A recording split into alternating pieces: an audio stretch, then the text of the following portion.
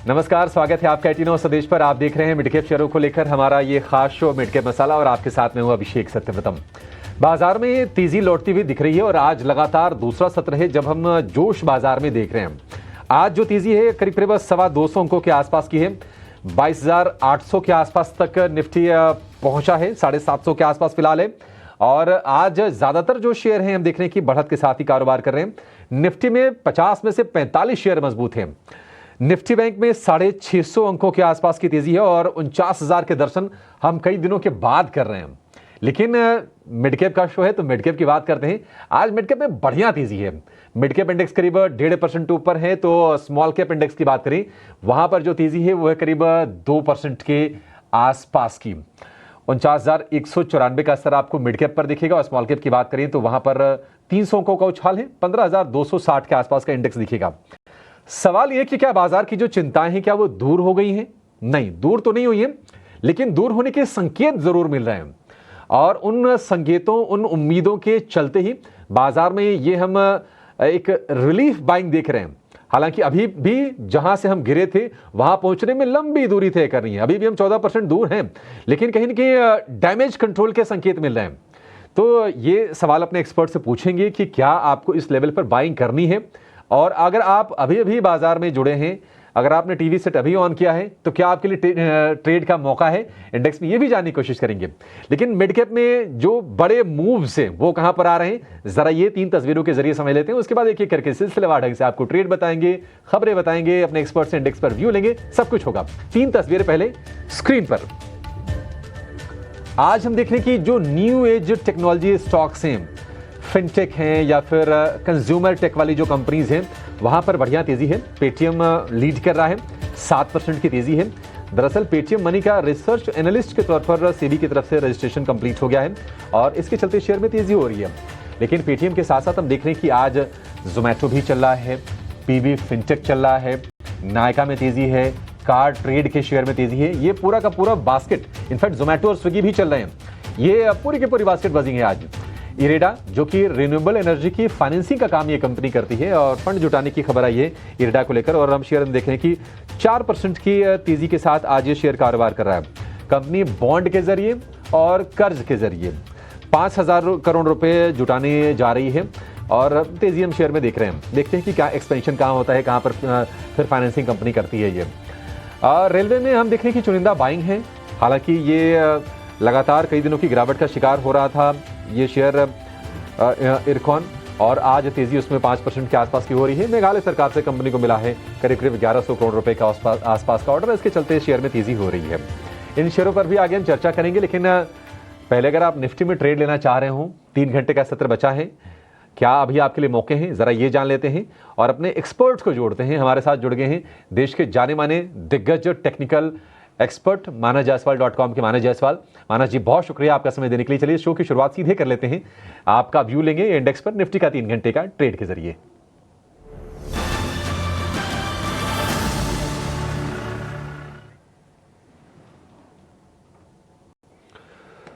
मानस जी, आपको भी feel good हो रहा है क्या सर? हमें तो आज अच्छा लग रहा है स्क्रीन देखकर।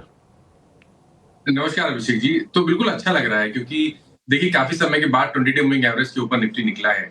और देखिए जब निफ्टी 20 डे मूविंग एवरेज के ऊपर निकला तो उसने करीब 6 या 7 दिनों का समय बिताया 20 डे मूविंग एवरेज के नीचे। तो कंसोलिडेशन के बाद का ब्रेकआउट है। 20 डे मूविंग एवरेज के ऊपर निफ्टी निकला है। तो जो नेक्स्ट टारगेट होगा वो 50 डे मूविंग एवरेज जो कि 23,000 के आसपास है वो होगा। हालांकि मेरा समझना है कि आज के ब्रेकआउट के बाद आप टारगेट थोड़े बड़े रख सकते हैं। शायद 23,200 तक के टारगेट भी आपको निफ्टी में देखने को मिल सकते हैं। तो अगर एक ट्रेड लेना होगा, 1 से 2 दिनों का ट्रेड लेना होगा, तो आपको स्टॉप लॉस लगाना है 22,600 का। 23,000 और 23,200 ये 2 टारगेट आप सेट करके चल सकते हैं। ठीक है, 23,000 23,200 के टारगेट यहां से बन रहे हैं। मानस जी, लोगों के मन में सवाल और भी हैं, क्योंकि देखिए गिरे काफी जोर से हैं। अब ये 2-3 सत्र की तेजी हो रही है, तो कशमकश ये है कि बाय ऑन डिप्स वाला बाजार ये है या सेल ऑन राइज वाला है। इस उछाल का इस्तेमाल हम कैसे करें, या फिर आपको लगता है कि एक कंस्ट्रक्टिव तेजी शुरू हो गई है यहां से? देखिए मेरा समझना है कि रुक रुक के तेजी होगी। ऐसा नहीं होगा कि यहाँ से वन साइड आपको जो रिसेंट हाई बना है 26,000 का वहां तक निफ्टी चला जाए, ऐसा शायद नहीं होगा। देखिए सबसे बड़ा हर्डल है 200 डे मूविंग एवरेज। तो जो 200 डे मूविंग एवरेज 23,400 के आसपास है, जब उसको निफ्टी ब्रेक करेगा तो ज्यादा कॉन्फिडेंस आएगा। हालांकि शॉर्ट टर्म चार्ट्स पे तो ऐसा लग रहा है कि शायद कम से कम 200 डे मूविंग एवरेज तो टेस्ट होने का इसकी स्ट्रेंथ है निफ्टी में। तो आपको स्टॉक स्पेसिफिक ट्रेड करना है, और अगर आपके पास स्टॉप लॉस है तो फिर तो कोई घबराने की जरूरत नहीं है। स्टॉप लॉस लगा के आप बिल्कुल ट्रेड ले सकते हैं। ठीक है, स्टॉप लॉस लगा के आप ट्रेड ले सकते हैं। निफ्टी 50 1% ऊपर और 233 अंकों का उछाल आप फिलहाल देखेंगे। 22,780 तक आज हम पहुंचे हैं, थोड़ा सा ही उसके नीचे हैं। डे हाई के आसपास टिकने की कोशिश है और ट्रिगर्स पॉजिटिव कई सारे हैं, आगे हम उसकी चर्चा करेंगे या फिर ग्राफिक्स में आपको दिखा देंगे। लेकिन मानस जी, आप जरा ये बताइए कि अगर स्टॉक्स में ट्रेड करना हो, आपके रडार पर आज कौन से शेयर हैं? तो देखिए, पहले तो एंजल वन पे खरीदारी करने की राय रहेगी, क्योंकि यहाँ पर एक डबल बॉटम बना है। आज स्टॉक ने इंटरडे चार्ट पे हाई टॉप हायर बॉटम का कंफर्मेशन दिया, डेली चार्ट पे 10 डे मूविंग एवरेज को रीगेन किया। तो एंजल वन में खरीदारी करनी चाहिए 2024 के स्टॉप लॉस से। टारगेट सेट करेंगे 2100 रुपए के आसपास के। जो दूसरा स्टॉक है वो एबी कैपिटल का है, और यहाँ पर भी अगर आप देखिए तो अब रिवर्सल के साइन क्लियरली दिख रहे हैं। हाई टॉप हायर बॉटम बनने लगे हैं। 20 डे मूविंग एवरेज के ऊपर ट्रेड कर रहा है स्टॉक। आज फ्रेश प्राइस ब्रेकआउट देखने को मिला है। तो एबी कैपिटल में भी खरीदारी करनी चाहिए। 163.50 के स्टॉप लॉस से एबी कैपिटल में खरीदारी करेंगे, और 170 रुपए 170 तक के टारगेट्स पॉसिबल है। ठीक है, 170 तक के टारगेट एबी कैपिटल के लिए 163 रुपये 50 पैसे का आपको स्टॉप लॉस लगाना है। 2-2.25% के आसपास की तेजी ऑलरेडी हो रही है। तो कुछ बढ़िया शेयर आपके लिए सुझा रहे हैं मानस जी। एंजल वन पर भी खरीदारी की सलाह है। आज हम देख रहे हैं कि कैपिटल मार्केट रिलेटेड, यानी कि मार्केट प्लेटफॉर्म रिलेटेड जो भी शेयर है वहां पर तेजी हो रही है। वो चाहे ब्रोकिंग वाली कंपनीज हों या फिर डिपॉजिटरीज हों, हर तरफ तेजी है। सीडीएसएल का शेयर भी आज तेजी वाले खेमे में लौट आया है। लेकिन एक और खेमा है जहां पर मानस जी तेजी हो रही है, और वो है न्यू एज कंपनीज। नए जमाने की कंपनीज जो हैं, खासतौर से नए लोगों को, नए जमाने के लोगों को भी ज्यादा वो पसंद आती हैं और हमेशा न्यूज में भी रहती हैं। जोमैटो हमने देखा कि 200 रुपए के आसपास आके सपोर्ट लिया, 2 दिन से चलने की कोशिश है। अब पेटीएम को लेकर न्यूज है, अब ये शेयर भी चल रहा है, और इसके साथ साथ कुछ और भी शेयर जिनके में कोई न्यूज नहीं वो भी चल रहे हैं। हम देख रहे हैं कि आज कार्ट रेट भी चल रहा है। आज हम देख रहे हैं कि पीवी फिनटेक में भी तेजी हो रही है। कहीं आपकी नजर है क्या इन स्टॉक्स में? तो देखिए, इन स्टॉक्स में आई थिंक पेटीएम एक ऐसा स्टॉक है जो शायद यहाँ से भी रिकवरी दिखा सकता है। उसके दो रीजन है। पहला रीजन ये है कि आज स्टॉक ने 20 और 200 मूविंग एवरेज को रीगेन किया। दूसरा रीजन है इंटरडे चार्ट पे एक इनवर्स रेशियो पैटर्न का ब्रेकआउट देखने को मिला है, जिसके टारगेट 780 रुपए के आसपास के आते हैं। तो अगर एक ट्रेड लेना होगा इस स्पेस में तो पेटीएम में खरीदारी करने की राय रहेगी। स्टॉप लॉस है 704 के नीचे लगा के 785 के टारगेट के लिए आप खरीदारी कर सकते हैं। ठीक है, पीवी फिनटेक को लेकर ये व्यू और पेटीएम को लेकर भी व्यू दिया मानस जी ने। आप के लिए इसमें ट्रेड के मौके बन रहे हैं और दोनों शेयर में अच्छी तेजी है। पेटीएम करीब 6% ऊपर है, वायदा के सबसे ज्यादा चढ़ने वालों शेयर में शामिल है। रफ्तार कहां पर है, फटाफट ये भी एक बार जरा देख लेते हैं कि कहां पर तेजी हो रही है। आज रेलवे में अच्छी रफ्तार है। इरकॉन देखिए चल रहा है। इरकॉन के लिए न्यूज़ है, करीब 1100 करोड़ रुपए का ऑर्डर मिला है इनको मेघालय सरकार के साथ। टैक्स मेको में तेजी है, राइट्स चल रहा है, कॉनकॉर में तेजी है। ये पूरा का पूरा पैक बजिंग है। सरकारी बैंकों की बात करें, bank of Maharashtra, bank of India, union bank, PNB, ये अच्छी रफ्तार के साथ ट्रेड कर रहे हैं। मेटल में चमक बन रही है। जेएसपीएल, सेल, हिंडाल्को, वेदांता, चारों तरफ इनमें तेजी हमें देखने को मिल रही है। रेलवे में कोई शेयर आपको ठीक लग रहा है माना जी? क्योंकि देखिए इरकॉन चल तो रहा है, लेकिन चलने से पहले बिल्कुल काफी तेज स्विंग हो रहे हैं। चल रहा है तो 5-6 सत्र लगातार चल रहा है, गिर रहा है तो 5-6 सत्र लगातार गिर रहा है। कहीं कोई कन्विक्शन बाइंग हो जो थोड़ा लंबा रख के हम ट्रेड कर सके? देखिए, अभी लंबे समय के लिए ट्रेड करना मुश्किल है, लेकिन एक स्टॉक पे आपको नजर रखनी है, वो है कंटेनर कॉर्पोरेशन। क्योंकि स्टॉक ने हायर बॉटम का कंफर्मेशन दिया है। 20 डे मूविंग एवरेज पे रेजिस्टेंस है। अगर 665 के ऊपर निकलेगा तो एक मीनिंगफुल बाउंस बैक में 720 रुपए तक के भाव देखने को मिल सकते हैं। इस पे नजर रखिए। 665 के ऊपर निकले तो 630 के स्टॉप लॉस से एक पोजीशन ट्रेड लीजिए, जहां आप अपने टारगेट 740 रुपए के आसपास के रख सकते हैं। ठीक है, कंटेनर कॉर्प के शेयर पर आप नजर रखिए। अच्छी तेजी 2.5-3% के आसपास की तेजी शेयर में भी देखने को मिल रही है। लेकिन एक आपको खबर बता दें, और इस खबर से जुड़ा है आज मेटल सेक्टर का मूव। दरअसल टैरिफ वॉर के बीच एल्यूमिनियम इंडस्ट्री ने वित्त मंत्री से रोड टेप स्कीम के एक्सटेंशन की मांग की है। खबर पर और जानकारी लेकर हमारे सहयोगी प्रकाश प्रियदर्शी हमारे साथ जुड़ गए हैं। प्रकाश, बताइए क्या डिटेल्स हैं आपके पास? देखिए, एल्युमिनियम इंडस्ट्री ने सरकार से इस बात की मांग की है कि जो रोटेप स्कीम है उसकी मियाद को तुरंत बढ़ाई जाए। वित्त मंत्री को औपचारिक रूप से चिट्ठी लिखी है इंडस्ट्री ने, और इस बात की मांग की है कि सरकार तुरंत हस्तक्षेप करे और जो रोटेप स्कीम की मियाद है जो कि फरवरी 2025 में ख़त्म हो गई है, इसको आगे बढ़ाने की ज़रूरत है। क्योंकि दुनिया भर में ट्रेड के को लेकर जो अनिश्चितता की स्थिति बनी है, टैरिफ वॉर की स्थिति बनी है, वैसे में एक्सपोर्टर्स को राहत देने की ज़रूरत है और रोटेप स्कीम को आगे बढ़ाने से एक्सपोर्टर्स को काफ़ी राहत मिलेगी। इसको लेकर वित्त मंत्रालय से संपर्क किया गया है और तुरंत हस्तक्षेप करने की मांग की गई है। इसके अलावा अगर आप एल्युमिनियम इंडस्ट्री की बात करें तो करीब करीब $20 बिलियन का इन्वेस्टमेंट है, 4.1 मिलियन टन का प्रोडक्शन है एवरी ईयर अगर आप देखें। ऐसे में ग्लोबल ट्रेड में, ग्लोबल एक्सपोर्ट मार्केट में अगर एल्युमिनियम, इंडियन एल्युमिनियम की बात करें, उनकी हिस्सेदारी काफ़ी अहम है और इस कम्पिटिटिवनेस को बनाए रखने के लिए ज़रूरी है कि सरकार एक्सपोर्टर्स को राहत दे। इंडस्ट्री ने अपनी जो प्रेजेंटेशन दिया है उसमें ये कहा है कि ये ज़रूरी है कि सरकार इंडस्ट्री की जो चिंताएं हैं वो उसको इस वक्त एड्रेस करे, क्योंकि अनिश्चितता की स्थिति बनी हुई है और रोटेप स्कीम के तहत उन्हें ये फ़ायदा होता था कि जो लोकल टैक्सेस हैं उस पर रिफंड का फ़ायदा मिल जाता था, जो कि अभी नहीं मिल रहा है। ऐसे में जो प्रोडक्ट है वो ग्लोबल मार्केट में अभी कम कम्पिटिटिव है। ऐसे में एक्सपोर्टर्स को राहत मिले, प्रोडक्ट ग्लोबल मार्केट में कम्पिटिटिव रहे, अनिश्चितता की स्थिति बनी हुई है, उसको ध्यान में रखते हुए इस स्कीम को तुरंत बढ़ाने की ज़रूरत है।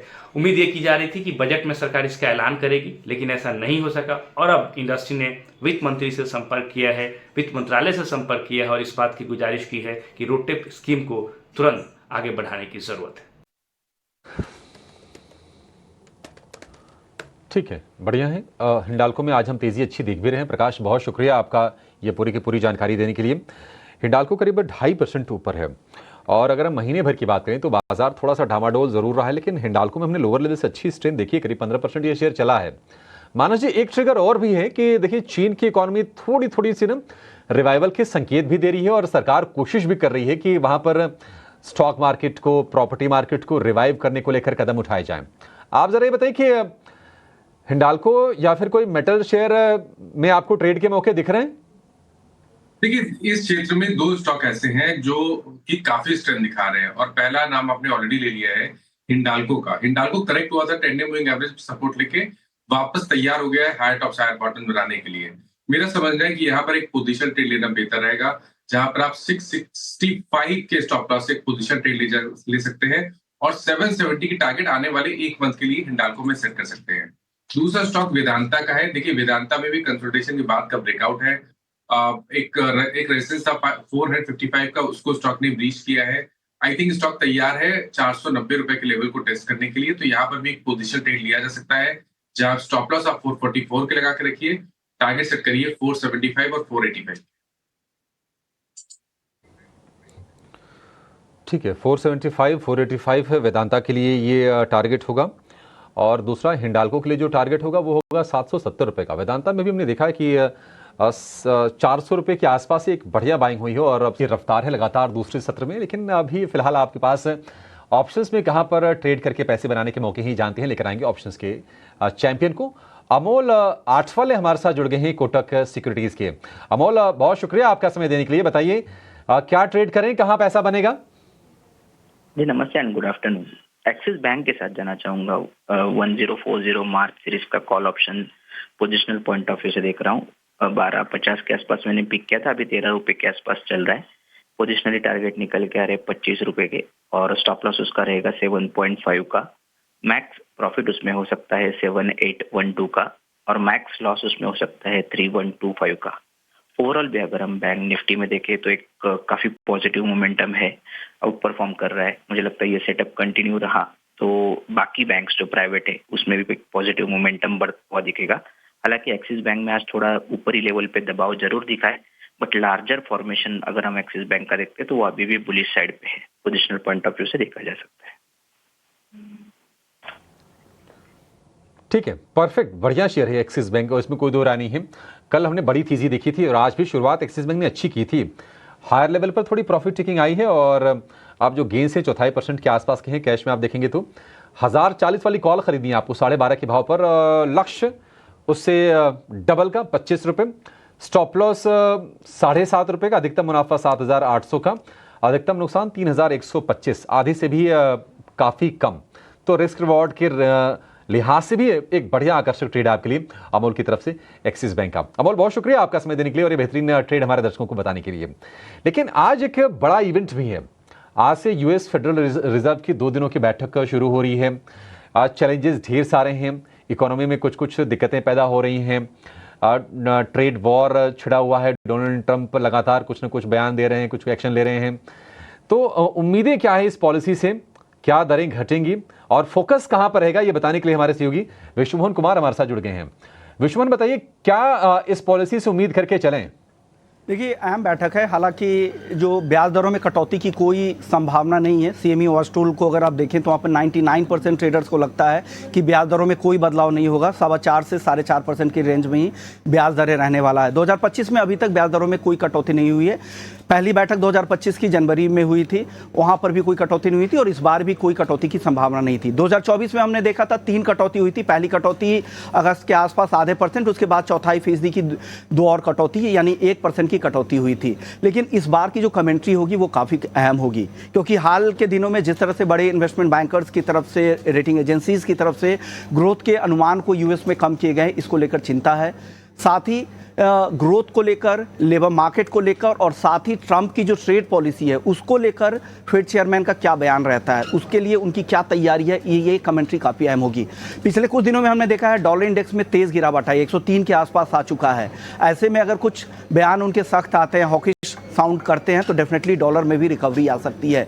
तो ये कुछ चीज़ें अहम होंगी जिस पर कमेंट्री काफ़ी देखने वाली बात होगी कि क्या कुछ वहाँ से निकल कर आता है। एक चिंता ये है कि महंगाई, हमने फरवरी में देखा था कि 2.8% के आसपास सीपीआई महंगाई आ चुकी है, जो फेड का जो टारगेट है उसके बेहद करीब है, 2% का टारगेट है। लेकिन अब जो पॉलिसी है ट्रंप की वो महंगाई बढ़ाने वाली है। ऐसे में उनको ये भी चिंता होगी। तो दोनों बैलेंस करके चलना, ग्रोथ के नंबर को भी इंटैक्ट रखना और साथ ही महंगाई भी उनके कंट्रोल में रहे, तो आगे की क्या पॉलिसी। हालांकि जितने भी एक्सपर्ट्स हैं उनको लगता है कि 2025 में 2 से 3 कटौती होगी और 4.25% की कटौती होगी और ये संभावनाएं ज़्यादा है कि अप्रैल की जो आखिरी हफ्ते में जो बैठक होगी वहाँ पर ब्याज दरों में एक कटौती हो सकती है 4.25% की। लेकिन अभी इस बैठक में किसी भी तरह की कटौती की संभावना नहीं है।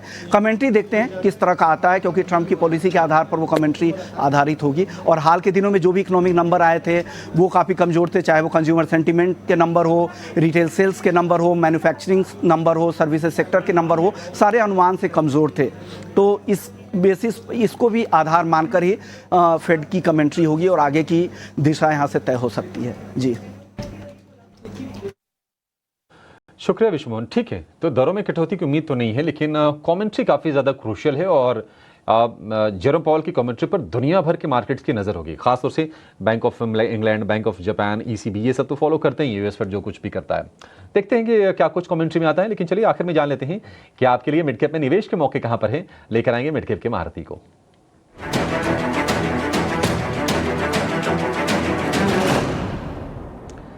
एसबीआई सिक्योरिटीज के सनी अग्रवाल हमारे साथ हैं। सनी, बहुत शुक्रिया आपका समय देने के लिए। बताइए कहाँ निवेश करना है, मिड कैप में कहाँ मौका है? Yeah, good afternoon and thanks for having me on the show. I think अगर मुझे मिड कैप से कोई कंपनी चूज करना होगा तो मैं एपीएल अपोलो को आज के डेट में चूज करना चाहूंगा। करंट मार्केट प्राइस 1470 के आसपास है और 1430 के आसपास है और हमारा प्राइस टारगेट रहेगा 1800 का with investment horizon of 1 year.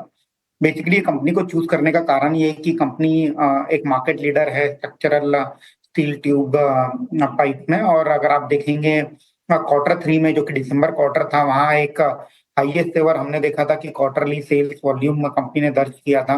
EBITDA और पैट भी काफी रोबस्ट था। तो हमें लगता है कि इनका जो पूरे साल का लक्ष्य है 3 मिलियन टन का वो ये साल अचीव हो जाएगा।